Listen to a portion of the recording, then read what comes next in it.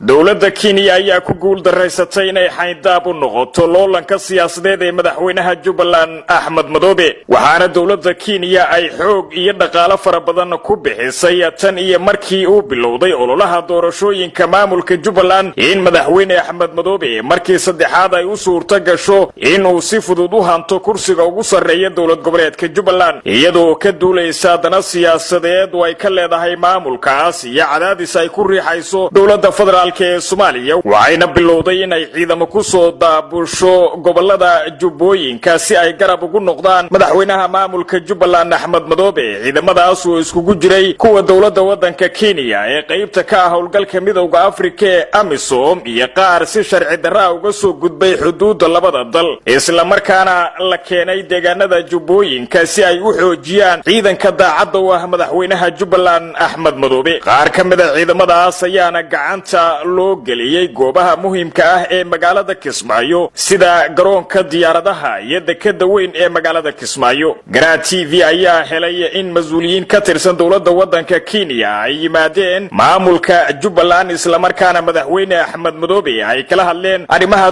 doorashooyinka maamulka Jubbaland iyo sidii dowladda Kenya ay gacan kaga geysan lahayd soo noqoshada madaxweyne Axmed Madoobe waxaana kulamadaasi kadib maamulka Jubbaland ay ku dhawaaqeen in ay xiriirka u jareen dowladda fedaralka ee Soomaaliya isla markaana mas'uul ka socda dowladda dhexe uu san imaan karin magaalada Kismaayo iyadoona ciidanka Kenya ee gacanta ku hayay gegida diyaaradaha ee magaalada Kismaayo lagu amray in ay celiyaan wuhuuda ka imaanaysa magaalada Muqdisho waxaana la sheegay in go'aanka xiriirka loogu jaray dowladda Soomaaliya ay qayb ka ahaayeen mas'uuliyiin ka tirsan dowladda wadanka Kenya dhanka kale warbaahinta wadanka Kenya ayaa bilowday falanqaynta arrimaha doorashooyinka maamulka Jubbaland waxaana arintaasi si weyn uga hadlay wargeysi caalami oo ka soo baxa magaalada Nairobi ee xarunta wadanka Kenya taas oo sare u qaaday shakiga musharaxiinta kale ee maamulka Jubbaland ay ka qabaan faragelinta dowladda Kenya ee arrimaha doorashooyinka Jubbaland xuguruudin dheer oo uu sameeyay Garaa TV ayaa shaaca ka qaaday in dowladda Soomaaliya ay ka shiftay qorshihii dowladda Kenya ee ku aadanaa arrimaha doorashooyinka Jubbaland dowladda Soomaaliya oo fahantay dhagarta Kenya ayaa bilowday dadaalo ay ku doonayso in ay meesha kaga saarto saameynta Kenya ee maamulka Jubbaland waxayna heshiis la gashay dowladda Itoobiya oo ciidamo xoog leh ay ka joogaan gudaha Soomaaliya ciidanka dowladda Itoobiya ayaana gudaha u galay magaalada Kismaayo kuwaas oo ciidanka dowladda Kenya kala wareegay garoonka diyaaradaha iyo goobo kale oo muhiim ah isla markaana ku yaalay gudaha magaalada Kismaayo sababta keentay in ciidanka Kenya ay iskaga baxaan garoonka diyaaradaha ayaa lagu sheegay in ay tahay iyaga oo aan qaarkood ka mid ahayn howlgalka midowga Afrika ee AMISOM sidaas darteedna aysan haysan sharci ay ku joogi karaan gudaha Soomaaliya laakiin ciidanka Itoobiya oo ay u fududeysay ka mid ahaanshaha ciidanka midowga Afrika ee AMISOM ayaa si fudud ula wareegay goobo badan oo ka mid ah magaalada Kismaayo dowladda Itoobiya ayaana la sheegay in aanay doonaynin in hogaamiye kooxeed dambe uu jaga saameyn la ka hayo gudaha Soomaaliya dowladda Itoobiya oo ay aad iskugu dhow yihiin madaxweynaha Soomaaliya Maxamed Cabdullaahi Farmaajo ayaa ka caawinaysa inuu meesha ka baxo madaxweynaha maamulka Jubbaland Axmed Madoobe si kastaba ahaatee waxaa la filayaa in bishani gudaheeda magaalada Kismaayo ay ka dhacdo doorashada madaxtinimada maamulka Jubbaland iyadoona ilaa iyo haatan aan la saadaalin karin cidda qabanaysa xilka madaxtinimada dowlad goboleedka Jubbaland waxaana jira loolan adag oo ka dhaxeeya madaxweynaha Jubbaland Axmed Madoobe